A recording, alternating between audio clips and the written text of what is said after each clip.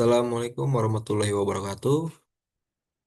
Halo semuanya, perkenalkan nama saya Ferdi Wardana dari kelas TI 24I dengan NIM 244 162620 1155. Pada video kali ini saya akan membahas salah satu metode penting dalam operasional riset, yaitu analisa jaringan metode CPM atau Critical Path Method.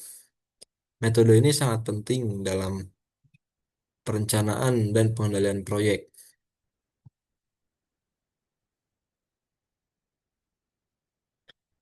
Sebelum masuk ke materi, kita lihat dulu apa saja yang akan kita bahas. Yang pertama, kita akan mulai dari pendahuluan dan konsep dasar CPM, lalu masuk ke komponen jaringan, dilanjutkan dengan cara perhitungan CPM. Setelah itu kita bahas jalur kritis, dan yang terakhir kita langsung praktek dengan contoh kasus nyata. Nah, jadi apa sih itu CPM? CPM itu metode analisa jaringan yang digunakan untuk merencanakan, menjadwalkan, dan mengendalikan proyek yang kompleks. Di sini cara kerjanya dengan menemukan urutan kegiatan terpanjang yang disebut jalur kritis. Di sini jalur inilah yang menentukan berapa lama minimal sebuah proyek yang bisa diselesaikan. CPM pertama kali ini dikembangkan pada tahun 1956 hingga 1957 oleh perusahaan DuPont bersama Remington Rand. Awalnya untuk manajemen pabrik ini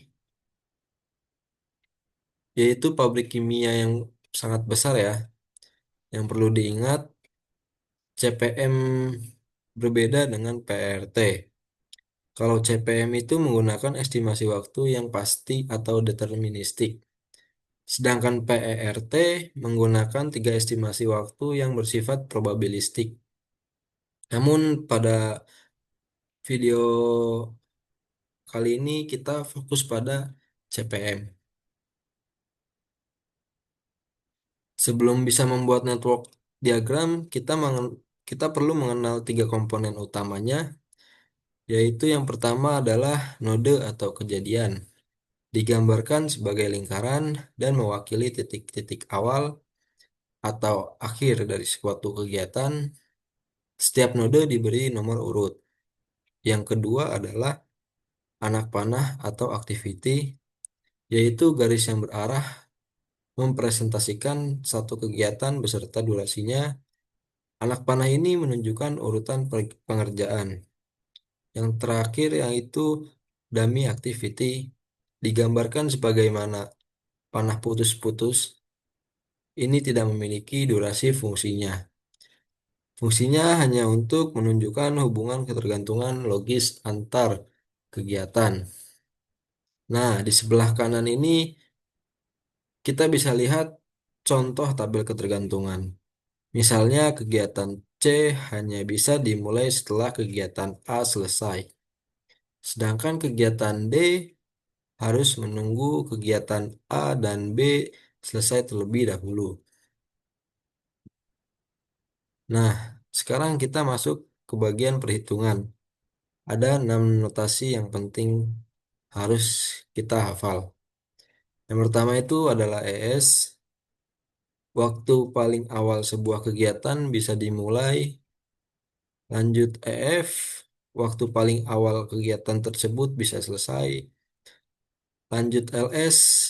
Waktu paling lambat kegiatan harus dimulai agar proyek tidak terlambat. Lanjut LF. Waktu paling lambat kegiatan harus selesai.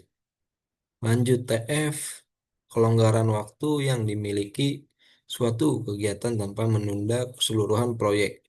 Dan yang terakhir adalah FF, yaitu kelonggaran waktu tanpa menunda kegiatan berikutnya. Nah, di sini keenam nilai inilah yang akan nanti kita akan hitung untuk setiap kegiatan dalam proyek. Untuk mendapatkan nilai-nilai ini, kita melakukan dua tahap perhitungan, yaitu tahap pertama adalah forward pass atau perhitungan maju. Nah, di sini kita mulai dari kegiatan pertama menuju kegiatan terakhir. Rumusnya itu sederhana, ES kegiatan pertama sama dengan 0. EF dihitung dengan menjumlahkan ES dengan durasi kegiatan itu. Untuk kegiatan berikutnya, ES-nya diambil dari nilai EF terbesar dari semua pendahulunya. Lalu tahap kedua adalah backward pass atau perhitungan mundur. Sekarang kita mulai dari akhir menuju awal. LF kegiatan terakhir sama dengan EF-nya. LS dihitung dengan mengurangi LF dengan durasi. Dan LF suatu kegiatan diambil dari nilai LS terkecil dari semua penerusnya. Setelah itu, kedua perhitungan selesai, kita bisa menghitung total float dengan rumus LS dikurangi ES atau bisa juga LF dikurangi EF. Kalau total floatnya 0, berarti kegiatan itu berada di jalur kritis. Lanjut. Nah, ini adalah inti dari metode CPM, yaitu jalur kritis. Jalur kritis adalah rangkaian kegiatan yang memiliki total float sama dengan 0. Artinya, kegiatan-kegiatan ini tidak punya toleransi keterlambatan sama sekali. Jika satu saja kegiatan jalur kritis terlambat, maka seluruh proyek ikut juga terlambat. Ciri-ciri Ciri-cirinya float 0, nilai ES sama dengan LS, dan EF sama dengan LF. Jalur kritis juga merupakan lintasan terpanjang dari node awal ke node akhir. Namun menariknya satu proyek ini bisa mempunyai lebih dari satu jalur kritis. Manfaatnya sangat besar, mulai dari penjadwalan yang realistis, alokasi sumber daya yang tepat, hingga menjadi dasar untuk teknik racing atau percepatan proyek ketika deadline mepet. Sekarang kita langsung praktek dengan contoh kasus yang kita punya, yaitu pengembangan, proyek pembangunan sistem informasi dengan 8 kegiatan. Di sini kita bisa lihat tabel ini. Kegiatan A adalah analisis kebutuhan dengan durasi 4 hari, tidak ada pendahulu. Kegiatan B adalah desain sistem 6 hari menunggu A selesai. C adalah desain database dengan durasi 3 hari juga menunggu A. D adalah pengembangan UI menunggu B. E adalah pengembangan beacon dengan durasi 7 hari menunggu B dan C selesai. F adalah integrasi yang menunggu D dan E. G adalah testing dari H adalah dokumentasi. Setelah kita lakukan forward pass dan backward pass, hasilnya seperti yang kita lihat di tabel ini. Perhatikan kolom TF. Kegiatan A, B, D, E, F, dan G semuanya memiliki total float 0, yang berarti semuanya berada di jalur kritis. Nah, kegiatan C dan H punya sedikit kelonggaran. C punya float 3 hari, H punya float 5 hari. Artinya kedua kegiatan ini boleh sedikit terlambat tanpa mempengaruhi jadwal proyek secara keseluruhan. Untuk total durasi proyek ini adalah 23 hari. Nah, selanjutnya inilah tampilan visual dari proyek tadi dalam bentuk network diagram atau diagram jaringan. Lingkaran-lingkaran mempresentasikan node atau kejadian. Panah yang berwarna merah tebal adalah jalur kritis. Kalian bisa ikuti dari node 1 ke node 2 melalui kegiatan A, lanjut ke 3 melalui B, lurus ke node 6 melalui E, kemudian ke node 7 melalui F dan G.